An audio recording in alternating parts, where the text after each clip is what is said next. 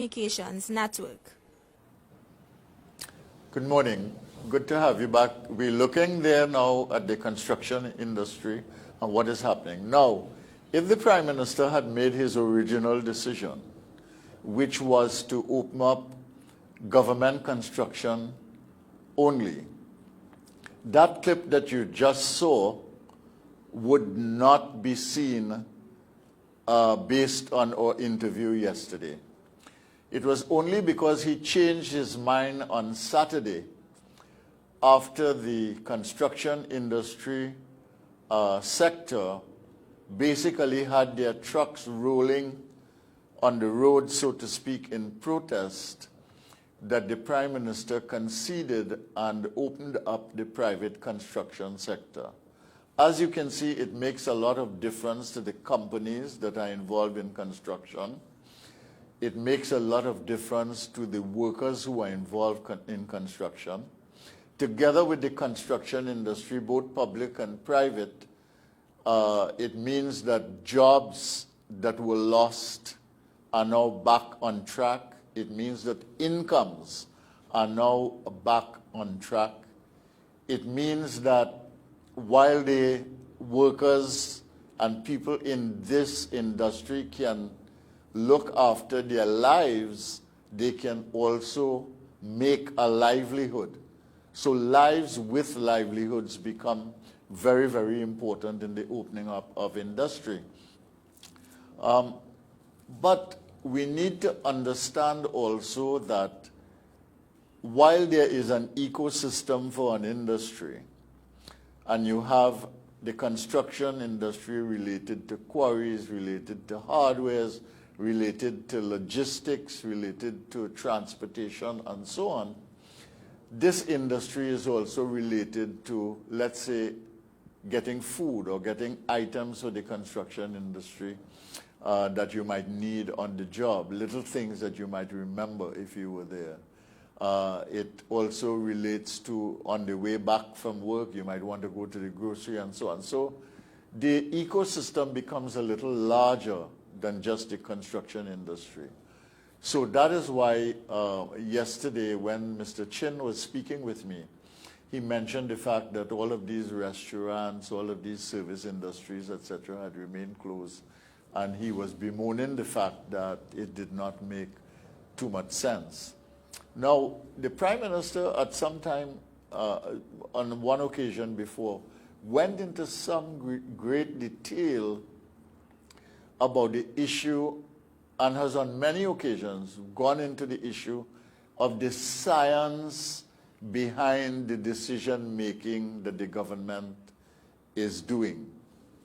And on another occasion in particular, I cannot recall the exact date now, he went into a pretty detailed discussion about the process of decision making and what goes into the decision making. Now, one of these mornings, I'm going to examine that particular issue and see whether what the government is saying and what they are actually doing makes sense. One of the things that you can see, for instance, is that the government somehow wants to exert a lot of control over what happens in the country. What happens in the decision-making process, of course, which is their prerogative. They were elected to do that. But also how the industry is opened, what happens in the health sector at every stage, how you control the industry when it's opened. You saw that notice there from the Ministry of Health telling them that they can start work at 6 a.m. and finish at 8:59, 1 minute before 9 p.m. And you have that, whereas you heard the Prime Minister of the United Kingdom, Boris Johnson, yesterday, he would have said that, look, we are going to open up the place and so on. And basically, we're going to leave a lot of the decision-making to the individual businesses and the individual person who has to protect his life as he gains his livelihood. And businesses, of course, have to protect their employees and the people that they interact with. It's a very big difference in terms of approach and disposition. And that is something also I want to examine later, not today, but on another occasion in the show, because it is important for the population to become involved in these issues. A lot of things happen in this country without reason. A lot of things happen that you cannot explain, that don't seem reasonable. I mean, the laundromat decision, for instance, is something that really stumped people. I know that. They could not figure out why that was so important in the scheme of things. You know, so we are going to examine some of those things. But I think we've gotten to the point now where we have Dr. Seepersad on the line. Is that correct? Yes, we have Dr. Randy Seepersad on the line. And I want to engage him this morning. You just saw on the news there the Commissioner of Police talking about the fact that he is offering himself for a second term as Commissioner of Police, and basically saying that he had done a good job. He may have made some errors along the way, but he had done a good job. And I would very much like to have a discussion with the Commissioner of Police if he would agree. I would give him a call and indicate that to him. And it would be well worth doing it, I think, so that he can account for his stewardship and at the same time make his case for continuing. But right now we have Dr. Randy Seepersad, who is a criminologist at UWI, and we want to say good morning to him. Good morning, Professor Dr. Tewarie. Seepersad, how are you? I'm fine, thank you. How are you, Professor? Good. Thank you for coming on the program. We're very happy to have you. And I did take a look at one of your papers, and I will get to that in a minute. But before we do, I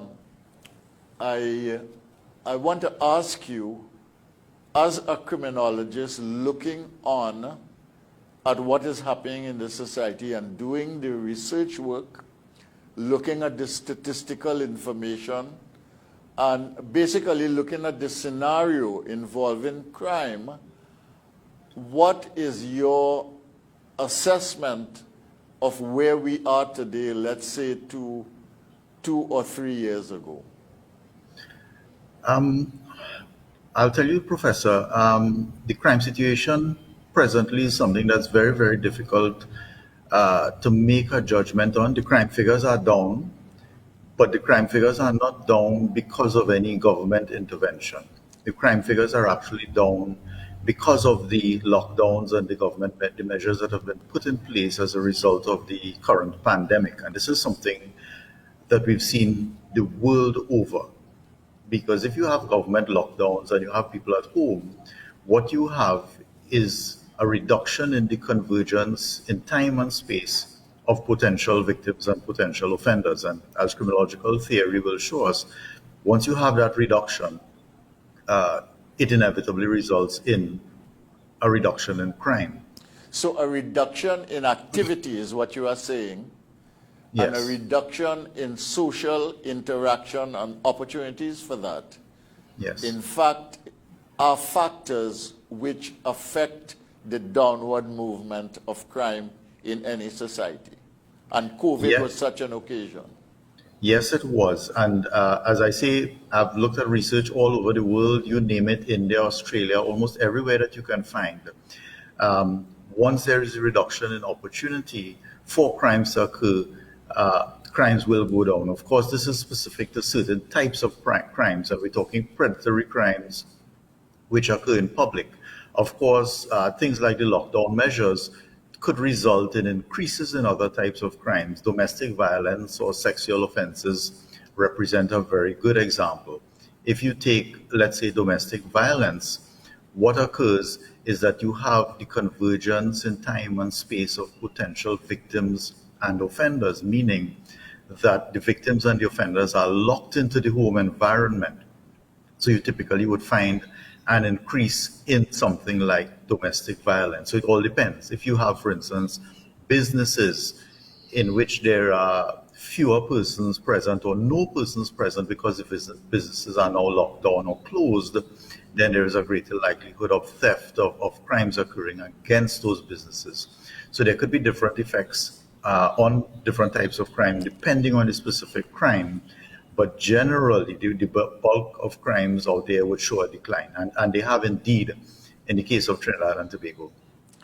Is there anything in your research that suggests that in such lockdown situation, violence increases in the home or in the communities in which people reside? And what, if that is so, what can you suggest or articulate as the reasons for it? Right. So in the case of Trinidad and Tobago, there hasn't been an increase, at least not an increase that what statisticians would say is statistically significant, but there has been a very slight increase in the level of domestic violence, but too slight to say that it may have been caused by the lockdown. However, in certain other parts of the world, we've seen research. And this is based on numbers from 2020 and 21? Yes, it is. Right. In fact, Okay. what is quite interesting in the case of Trinidad and Tobago is that there was a spike in domestic violence numbers before the lockdown actually came into effect. So if persons just look at the aggregate 2020 figures, they'll see a huge spike and they'll think, okay, it's because of the lockdown. But when you disaggregate by month, what you'd realize is that the spike actually happened before any lockdown measure came into effect.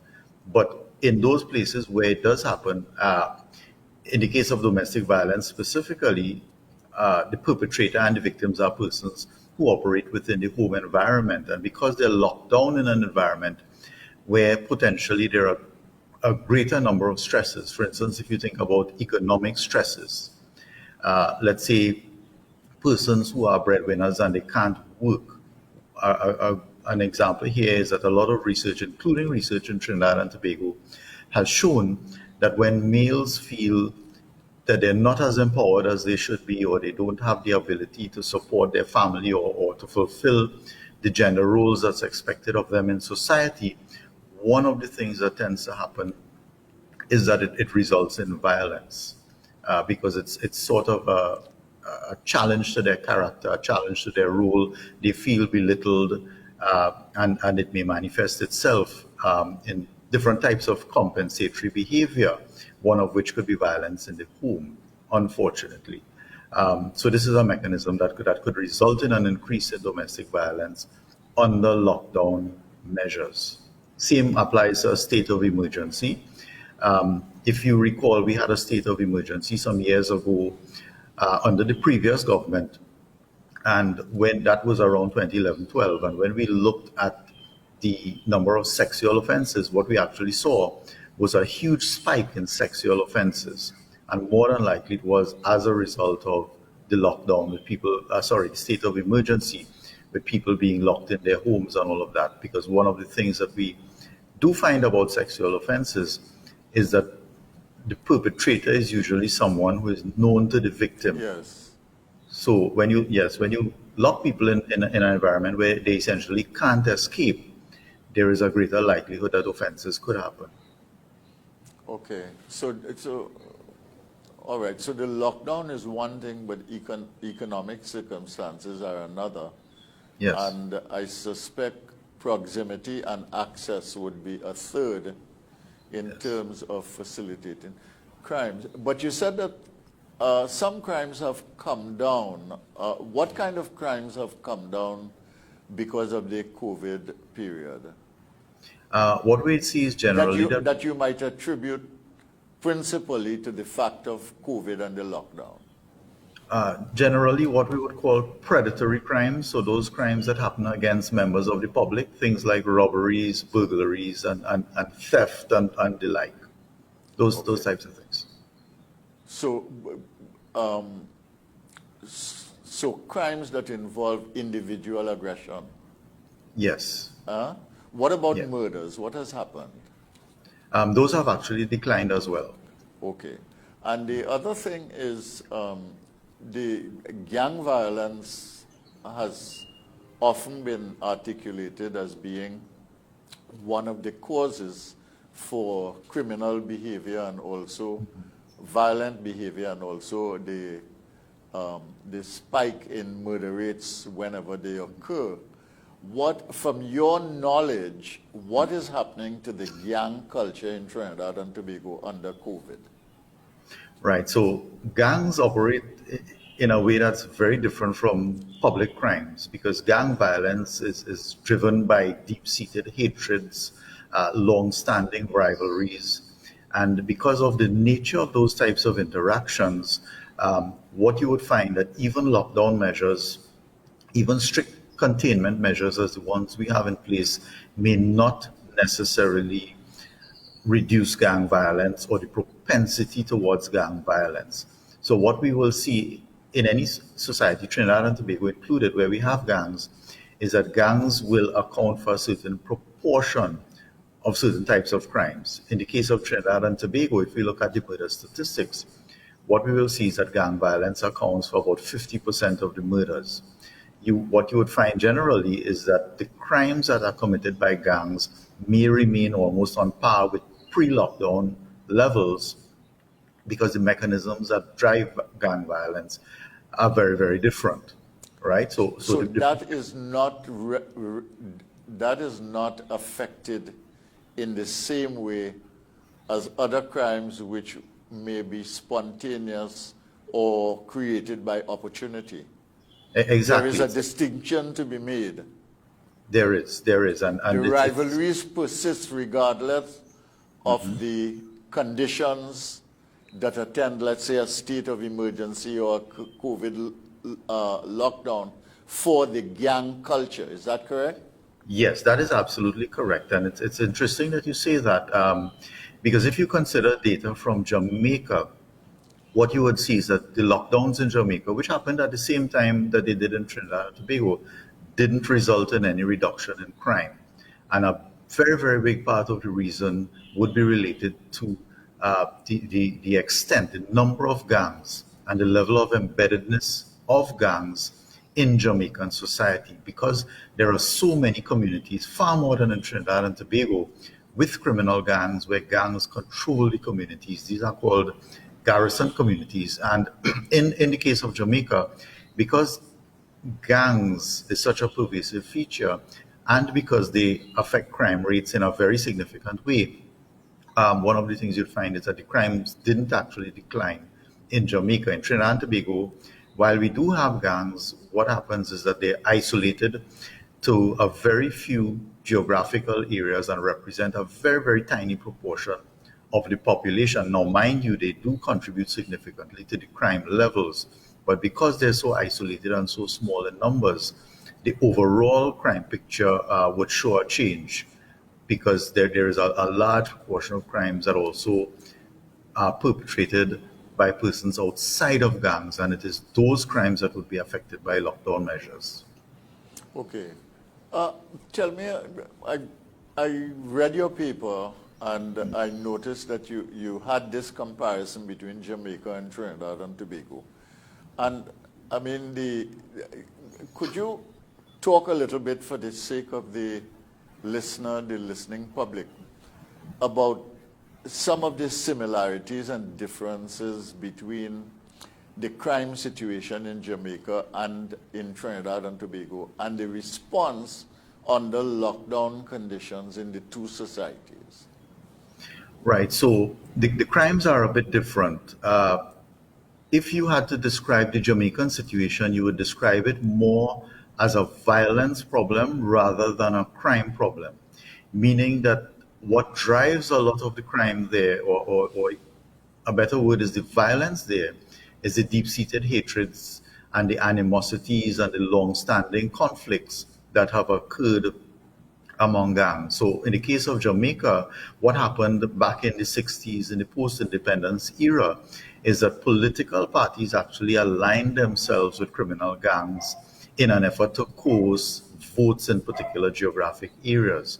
So they armed certain people in the hope of using these people to get votes and to win the elections. Unfortunately, what happened is that if you do something like that, eventually you lose control of the gangs, and the government and the political parties did lose control of the gangs. They took a life of their own. They proliferated, and you had, of course, turf wars, fights, conflicts that arise, people killing people on each side, and a situation of retaliatory violence that just escalates and basically mushrooms. So that's the situation in Jamaica, and so there is a violence problem. Could I ask you a couple of questions about that, Yes. because that's very important, and because it's not about Trinidad, it's easier to talk about, and we will get to Trinidad and Tobago afterwards. But I think it's important for people for the listening public, the viewing public, to understand that the gangster system in Jamaica is rooted in the political party system in Jamaica and the alliances that political leaders made with gangsters in communities because of the territories and the communities that they control. Can you confirm that for me? Because I've read a lot of stuff about that. That is true, Professor, and that is something that is well known. It's well represented Well in the criminological documented as literature. well. Yes, it is. That is the case. No, I'm not saying that I'm not saying that the current ones are not still linked, but the link is very different. It's not like it was back in the 60s and 70s. Now the Yes. political parties recognize the gang situation as a very serious problem, and they're struggling to deal with it, as we are in Trinidad and Tobago. But it's hard to delink, isn't it? It's almost impossible. After you built that kind of relationship, Yes. and there is a dependency relationship between the political party and the gangster, or Right. the political party and the gangster system. And when you get in power, you are obliged to reward the gangsters and the gangster system for their support. When Yes. you try to disaggregate that relationship, dislodge that relationship, create distance in that relationship, it's a problem. Because psychologically, the gangster thinks, how can you depend on me for political power? And when you get into political power, you want to distance yourself from me. Is there a psychology at work there that is very complex and a source of the problem and the difficulty of dealing with crime in Jamaica, let's say? Yes, it's very interesting you say that. And this is one of the problems and one of the issues that makes the gang problem so intractable, so difficult to deal with. Because the gangs really become entrenched. They become the de facto government in certain areas. And we see it right here in Trinidad and Tobago. If you want to go into a particular community that's controlled by a gang, you have to go through the gang leader. And it's much more so the case in Trinidad and Tobago, where the gang leaders are really seen as the ones providing opportunities, providing jobs, assisting with the security of the community, etc. And because of the link These are between, state-related jobs. yes, and we're making that same mistake here in Trinidad and Tobago, which I'll Yes. come to in a second. And the problem, when you develop such a link, unfortunately, because of state resources being channeled through gang members or gang leaders, sorry, when you what you do is you empower them, and the community comes to support them. The community sees the gang member as the leader. Good example in Jamaica, you would recall some years ago when the US government wanted to extradite Judas Coke. The entire community rose up to Yes. fight against the authorities to protect this person who essentially was a criminal gang member. And you would well know, Professor, that in Trinidad and Tobago, successive governments have pumped millions and millions of dollars into various communities through specific gang leaders. And what this inevitably served. Now, I'm not saying here, mind you, that you shouldn't provide jobs and employment to these communities. You absolutely should, because these are very impoverished communities and they need that type of They need the employment and all of that. They need the opportunities. But at the same time, if you channel it through what we in Trinidad and Tobago call community leaders, who are really de facto gang leaders, then these persons become larger than life. You empower them, and the community looks up to them and respects them because they are the ones providing the resources, providing the jobs, buying the books for your children, right? And you create a very dangerous situation, just like we have in Jamaica. What does it do to the police service in a situation where the politicians are compromised with the criminals and the criminals have a hold over the politicians in power? What happens to the police service in such a situation? And you can use any examples from Jamaica, from Trinidad and Tobago, or any other country that you know. It actually serves to reduce the effectiveness of the police service. If you talk to persons in the police service, they'll tell you that it really creates a massive problem for them, because instead of being able to go in and apply the law, ensure that they need to do what they do and ensure that criminality is controlled, it becomes more of a situation where they have to negotiate because there is a link between government and you create a facade that certain things that happen in certain communities are really legitimate because they happen through government funding and there are links with the government.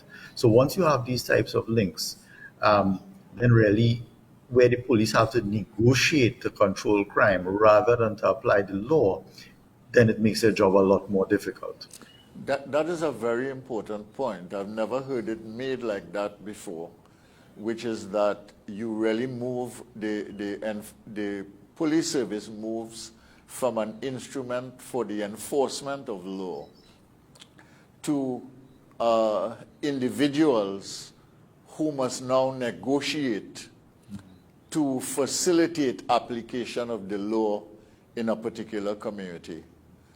And I think that distinction is important, and we have to be sanguine about these things. Nobody talks about those issues in Trinidad and Tobago, at least not publicly. It doesn't come out in the public sphere. And I think that we have to begin to talk about these things now if we are going to be dealing with the truth of our society. Because to deal with criminal gangs and to deal with communities controlled by criminal gangs and to deal with the complicity between politicians and criminals, you put the police service in a difficult position. And you also create the conditions for collaboration between police and criminal elements, don't you? Because if police go in and they have to negotiate and they realize that they are compromised because of political relationships with the gangsters and gang leaders, don't you open the door there for complicity and corruption of the police service, or at least elements of it? Yes, you do. You create those opportunities because the more you negotiate, and I'm not saying that negotiation is a bad thing necessarily, depends on what the purpose of it is and how it's done. But the more you have to negotiate, then you end up building relationships. And the weaker your negotiating position. Yes. Especially if your once negotiating position is weak. But Yes. go ahead, make your point. Yes, no, you're completely right. And of course, I'm not casting any aspersions to the police service or saying that the police service by and large is corrupt. I'm certainly not saying that. And I don't think you are. No, I think the large number of police really want to enforce the law and be good law officers. But some become compromised in the process. Just as Right. I think people go into politics for good reason, with a lot of idealism and commitment and so on. And somewhere along the line, they lose their way and they become corrupt. That does not happen to all politicians, but it certainly happens to some. And those are realities that we have to deal with in the society. Right. You know? So you're absolutely right. And it will happen with a minority of police officers, and that's unfortunate. And if you've heard the expression, a few bad apples spoils the entire barrel, it really taints the perception of the service as a whole. But I mean, I know a lot of police officers, and a lot of them are very, very dedicated, very hardworking, very upstanding, honest people. And they give our lives and they serve on a daily basis to ensure our safety. But of course, some will succumb to those temptations. And how does that translate now into the prison system? When you have, let's say you have situations in which elements of gangs, for instance, are put in prison, what happens then? Because I want to get to a question in a minute or two, but I'd like you to explain that situation for me first and for the listeners, the viewers out there. Right. So gangs create specific types of problems in prisons. The prison environment is what is referred to sometimes as a total institution. And what happens, among other things, in there is a socialization process which could actually work to undermine all of the rehabilitation programming that is put in place. So when you enter prison, it's usually a violent environment. It's a dangerous environment. You develop a lot of hatred for society. You're socialized into values and attitudes which are conducive to criminal offending. You make new criminal contacts and so forth. And there's also a system of enforcement, primarily through gangs and especially violent offenders as well, within the prison system that really push persons in there who would be well-meaning, who may otherwise serve their time and come out and want to walk the straight and narrow and not to get back into criminal offending.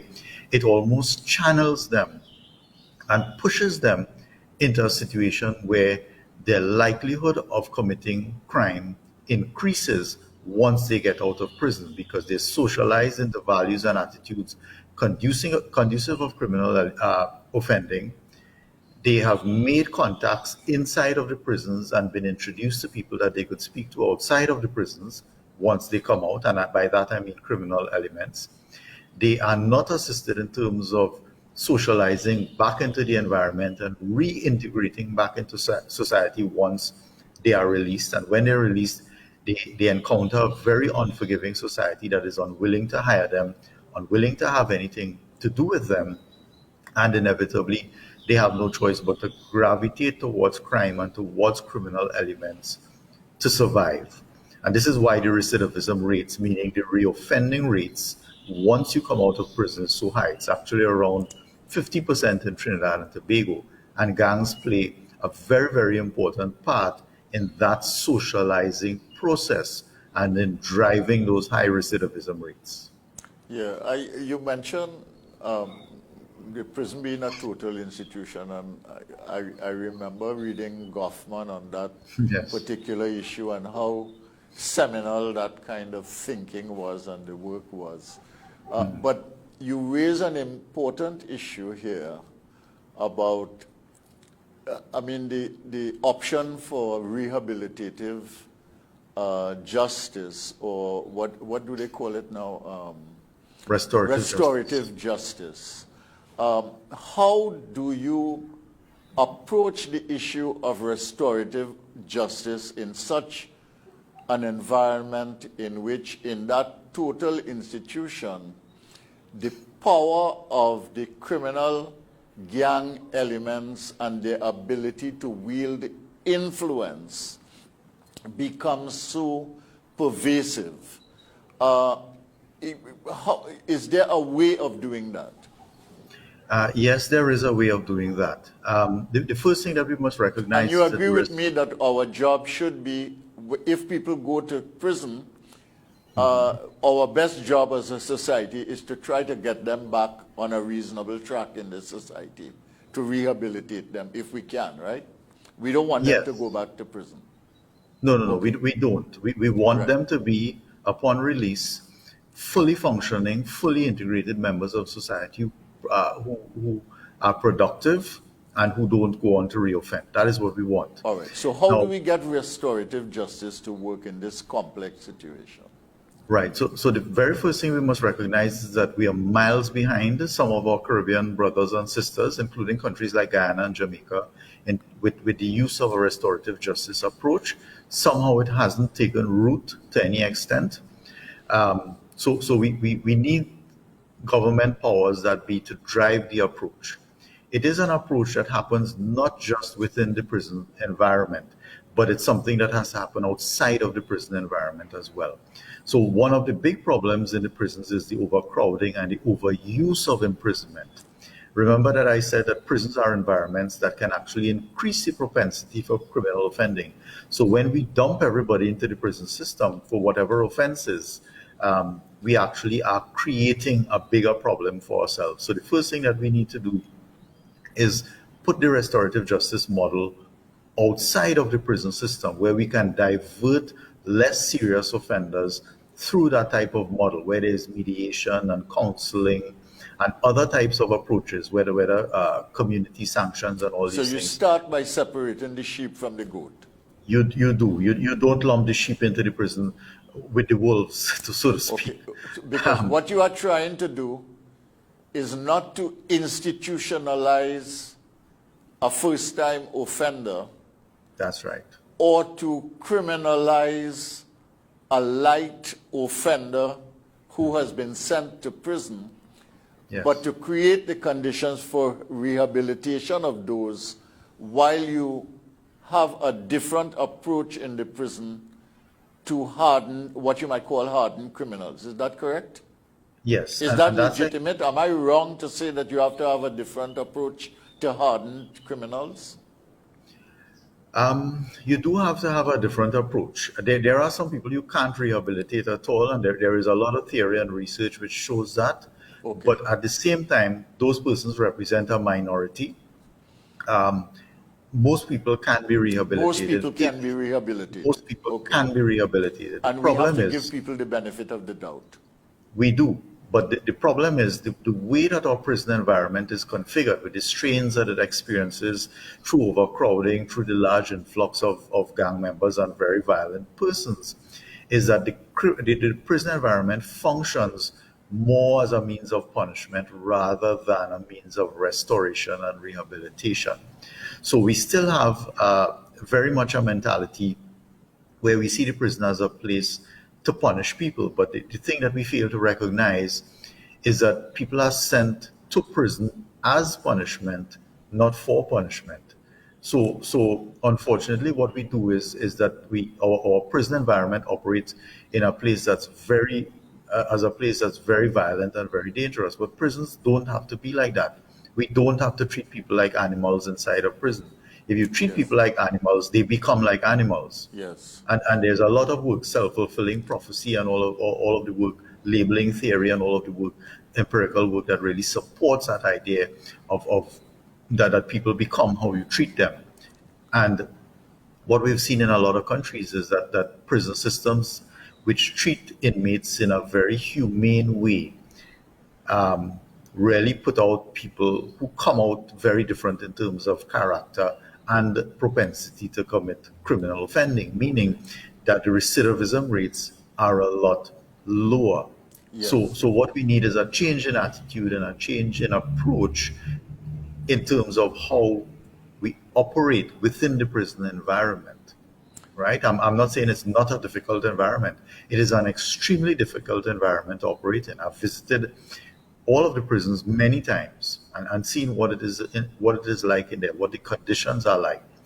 But as long as we fail to realize that the prisons can be as much a part of the problem as it is a part of the solution, and as long as we continue to see the prison as just a dumping ground for people, where we don't put the resources to do the proper rehabilitation programming, to create the right type of environment, the right type of support systems, as long as we leave the prison system as a system in which there is just extreme deprivation, extreme suffering, extreme violence, it will continue to put out people who have a high likelihood of committing crime once they're released. Okay, I wonder, this is the last question I'm going to ask you, and be very crisp because we've got to go to the news. Sure. Is there a chance, just as the members of the police service can be compromised, that there can be compromise of prison officers within the prison system? Yes, that can happen. That could happen to any law enforcement And what officer. would be some of the reasons? I mean, financial gain would be a good example of one. There are always benefits if you have people in a position like that. Some of them have the resources to make promises to you. The flip side of it, though, is that some of them also have the connections to threaten you and to threaten your family. Yeah, so So there's a fear element in it. there is a fear element. So Okay. corruption can happen. Okay, well, we'll close at this point. I would like to be able to talk with you again. If you would agree, I'd call you back maybe in 2 weeks, because this is a very important issue having to do with the very fabric of the society itself, the gang system, the police service, the political system. And I want to continue to explore it. But I thank you very much for coming on the program. And we will have another discussion another time.